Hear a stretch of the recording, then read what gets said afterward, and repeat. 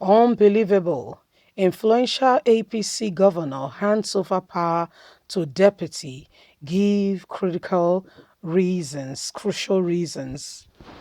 as the battle between himself and the former emir of Kano deepens. Hello, my wonderful people.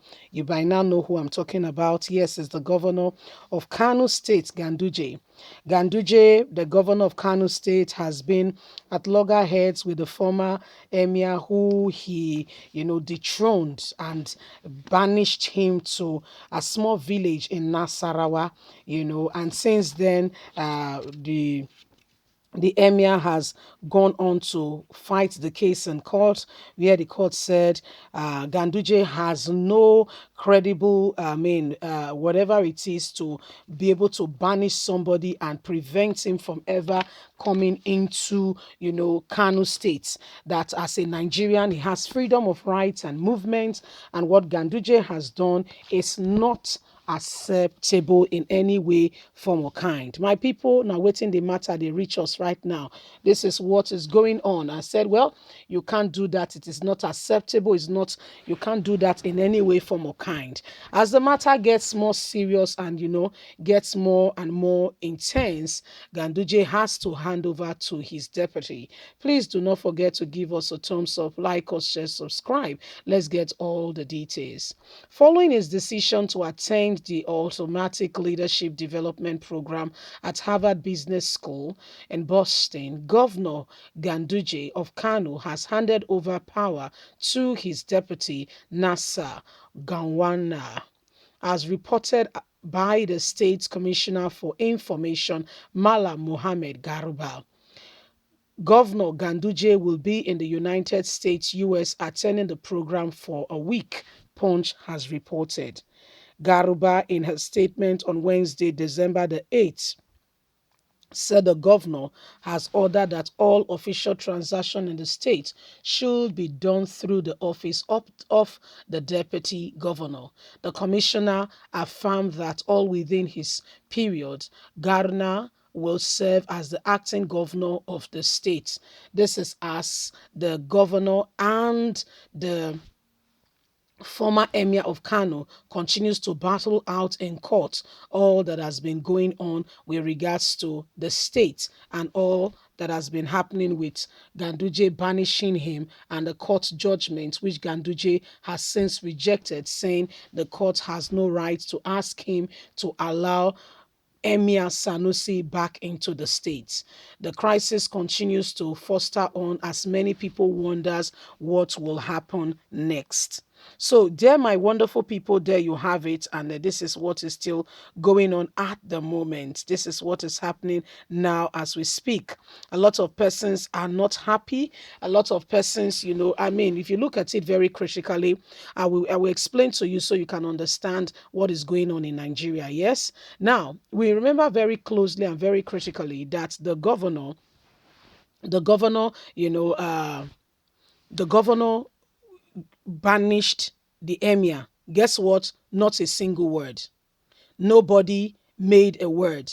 All the whatever they all pretended, okay, from the president to every one of them, they pretended like they've not heard it. They did not hear anything, that went on. Nobody said a single word. Yes. So fine. What's his name? Our very own brother Sunday Igboho looked at what has been going on and said, this is not right. How can, the Fulanis come to my land and begin to make lives and make things unbearable and everything?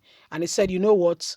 This is not right. And he sent Sake Fulani, who was committing all forms of atrocity, he sent him away. And since then, we know that the North has been very angry, with Sunday Igboho, which made them ensure that his house was raided. Because if you look at it critically, why was his house raided? And are you sure those are the real DSS? Because we saw what happened now to our very own senior judge in the country. You see what was happening. They went there, and up till now, the police, everybody is saying we have nothing to do with the very people, all the everyone that came there. Okay, we have nothing to do with it. So, how do we explain this thing?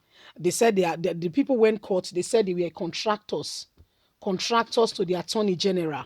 So they are not the conventional police, army, or security agencies we have in the country. But these are the ones that the attorney general of the federation uses. Okay, so these are the ones the Attorney General of the Federation uses to carry out his atrocities and his plans. No questions asked. So, how do we explain this whole matter? How do we look at the whole thing and everything happening? Can you see in Nigeria that we have a lot of, disorderliness going on? Can you see that when people are telling you this, they actually mean something else? When Ganduje did it to a whole, I want to put the position of the Sanusi as a very, exalted position and all that. None of them said anything. All of them in politics, from Buhari to the rest, everybody was quiet. So Ganduje has a right to banish somebody from a state. Okay, why? Because the person was saying, let us stop the Amajari system. By the way, we are not rooting for the former emir. They are all the same. They're all birds of a feather. We are just bringing it out to you that Nigeria, there is what we call, for some people are being treated like they are the gods, while some other people get away with wrong, criminal, and a lot of evil going on. So people get away with it. Why others, they hold them responsible for anything that goes on in the country. How do we explain that? Just how do we explain that? That's the country that we are in. Now you understand what is really sincerely happening. Okay? So why all these things are going on, he has to go abroad for a particular meeting in Harvard Business School. He has to go there to attend a particular meeting, which is good. I wish that what they are learning from this developed country, they are bringing it back home to implement it in our own system. I wish, honestly. Okay, it's just a mirage.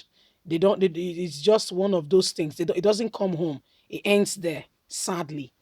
Okay, because when they come back, it does not feel very much like they've learned anything. Leave us a comment. God bless you. Do have a lovely and a fantastic day. From us, is bye for now. Bye.